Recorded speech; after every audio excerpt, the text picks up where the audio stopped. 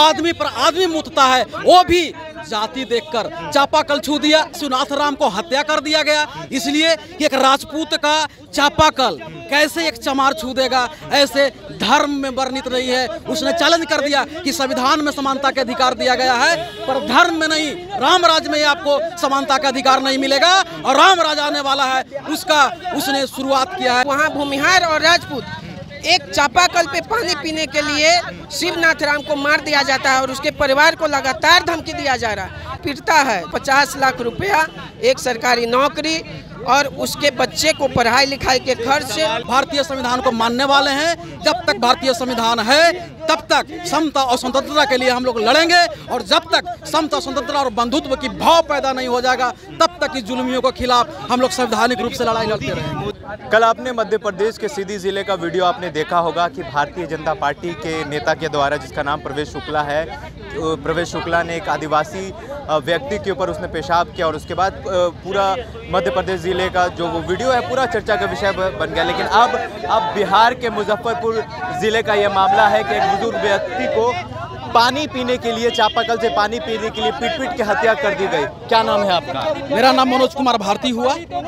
और कल मध्य प्रदेश में जिस तरीके से एक भारतीय जनता पार्टी के नेता के द्वारा एक आदिवासी के ऊपर पेशाब किया गया, अब दलित शिवनाथ राम के ऊपर पीट के उनकी हत्या कर दी गई, तो इस तरह का मामला डेली देखा जा रहा है। हाँ, इसलिए देखी जा रही है कि देश की सरकार जाति व्यवस्था को खत्म करने के जगह पे वो और जाति व्यवस्था में जो वर्णवाद है उस वर्णवाद को मजबूत कर रही है, और वो चाहता है कि जातिवाद और वर्णवाद जो मनुस्मृति से निकली है उसी मनुस्मृति को यहाँ लागू किया जाए। इसलिए मनुस्मृति के मानने वाले लोगों में शूद्रों के प्रति, अछूतों के प्रति हिंसात्मक भाव और बढ़ी है। आज सरकार बोलती है कि अमृत महोत्सव मना रहे हैं, और उस अमृत महोत्सव में आदमी पर आदमी मुतता है, वो भी जाति देखकर चापाकल छू दिया।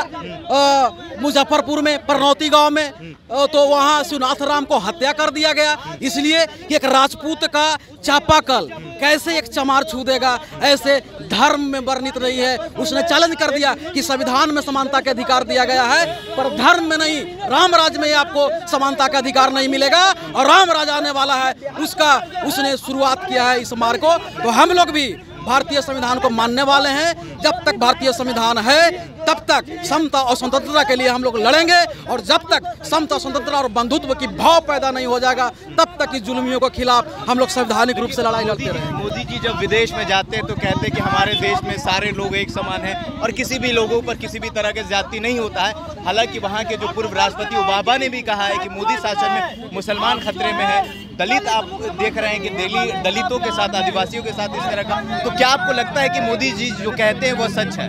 नहीं, मोदी जी एज ए देश के प्रधानमंत्री के रूप में विदेश में जाकर स्टेटमेंट नहीं देते, वो भाजपा के लीडर के रूप में देते हैं। नरेंद्र मोदी जी प्रमाण के साथ मैं बोलता हूं कि 1 मिनट में 60 के गुने 100 वो 600 बार झूठ बोलते हैं। विदेश में जाते हैं तो कहते हैं कि मैं बुद्ध के धरती से आया हूँ। यहाँ आने के बाद जो बुद्ध की सिद्धांत है समता, स्वतंत्र और बंधुत्व, उसको मानने से इनकार कर देते हैं। वो वर्ण वाली जो ब्राह्मण, क्षत्रिय, वैश्य, शूद्र की जो परिकल्पना करता है उसको स्थापित करने की बात करते हैं। वो हिंदू राष्ट्र की बात करते हैं। तो इससे साफ जाहिर है कि प्रधानमंत्री झूठ बोलते हैं। अभी भोपाल में वो भाषण दे रहे थे कि विपक्ष ने ठाना है कि हम भ्रष्टाचार करेंगे, तो नरेंद्र मोदी ने भी ठाना है कि प्रत्येक भ्रष्टाचारियों को मैं जेल में बैठाऊंगा, और तीसरे दिन जिनको नाम ले रहे थे भ्रष्टाचारी में उसको भाजपा को, एनसीपी के अजित पवार को उन्होंने मंत्री बना दिया। इससे बड़ा क्या मिल सकता है? नेता के ऊपर भी गोली चला, चंद्रशेखर दलितों के सबसे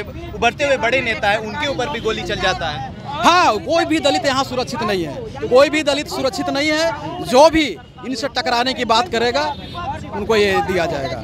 वो इन लोग जो समता, स्वतंत्रता, बंधुत्व की बात जो करेगा उसको इन लोग खत्म करने का, यानी हथियार से मौत के घाट उतार के उनकी आवाज बंद करने का प्रयास करेगा, और पहले भी चलता रहा है। शिवनाथ जी की जो हत्या हुई है चापाकल पर पानी पीने के आरोप में, तो क्या उन लोगों के साथ क्या कार्रवाई की गई? बिहार सरकार में अभी लालू प्रसाद यादव हों, नीतीश कुमार हों, ये सब कहते हैं कि हम समाजवादी नेता हैं, हम दलितों के नेता लालू प्रसाद यादव को भी कहा गया, लेकिन अब उनके ही सरकार में इस तरह का मामला। समाजवादी नेता सिर्फ समाजवादी नेता वो कहते हैं, पर उनकी आचरण में कहीं नहीं दिखती। आज जो बिहार में घटना घटी है उसका एंगल कहीं न कहीं कृष्ण एक दलित डीएम जो था कृष्णैया, उनकी हत्यारा आनंद मोहन को सजा पूर्ति होने से पहले उन्होंने कानून में संशोधन करके जो छोड़ा, उसी से इन जातिवादी लोगों को मनोबल बढ़ा है। ये कैसे कहते हैं कि समाजवादी हैं? ये समाजवादी नहीं है, ये कहीं ना कहीं लोगों को भय दिखाकर ये राज करने की बात करते हैं, सामाजिक परिवर्तन की बात नहीं करते,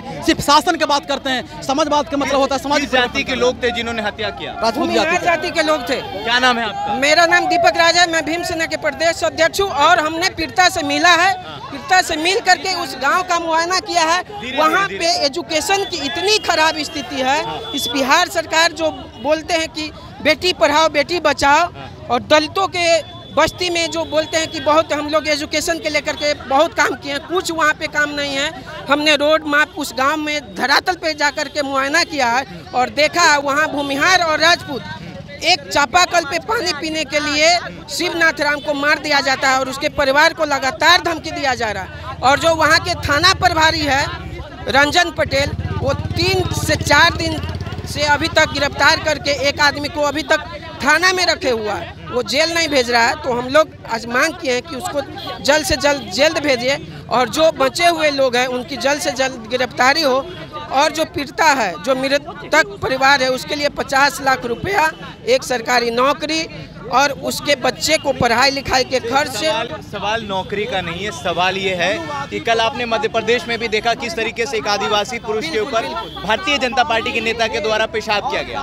तो मेरा सवाल ये है कि जब चुनाव आता है तब दलितों के घर में भारतीय जनता पार्टी के नेता हो या दूसरे पार्टी के नेता हो, चाहे वो समाजवादी पार्टी हो या नीतीश कुमार पार्टी के हो, ये सारे दलितों की बात करते हैं। लेकिन जब इनके ऊपर अत्याचार होता है तो बिहार सरकार कानून बदलकर आनंद मोहन को बाहर निकाल देती है। जब चुनाव का समय आता है तो शिवराज सिंह चौहान कल उनका पैर धो रहे थे, और जैसे ही चुनाव खत्म हो जाता है तो इनके ऊपर जो अत्याचार है वो वैसा ही होता रहता है। नहीं तो इसके लेकर के पूरे बिहार में जितने छोटे छोटे संगठन हैं, जितनी छोटी छोटी पार्टियां हैं, अब हम लोग एकत्रित हो गए हैं और भारत सरकार को, बिहार सरकार को और जितने राज्य सरकार है सभी को इस बार इसकी खामियां भुगतनी पड़ेगी और दलितों की सरकार बनाएंगे हम लोग, ताकि आने वाले समय में दलितों के ऊपर कोई अत्याचार न हो, बहुजनों के ऊपर कोई अत्याचार न हो, ताकि सब लोग एक समान समता मूलक समाज बने।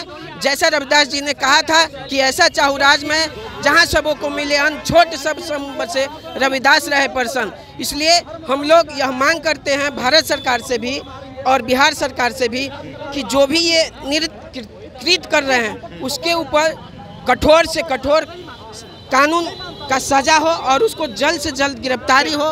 तो ये देखिए, ये पटना के वीरचंद पटेल रोड पर है और आज इन्होंने कैंडल मार्च निकाला है। लेकिन आपको बता दें कि 2 दिन के अंदर ये सबसे बड़ी घटना है। पहले मध्य प्रदेश में आदिवासी समाज के ऊपर पेशाब किया जाता है और आज बिहार में, बिहार के मुजफ्फरपुर ज़िले में साहेबगंज जो गांव है उस इलाके में दलित शिवनाथ, जो दलित व्यक्ति थे जो शिवनाथ जी थे, उनके ऊपर उनको पीट के हत्या इसलिए कर दिया गया क्योंकि वो चापाकल में पानी पी रहे थे, इसलिए उनकी पीट कर हत्या कर दी गई।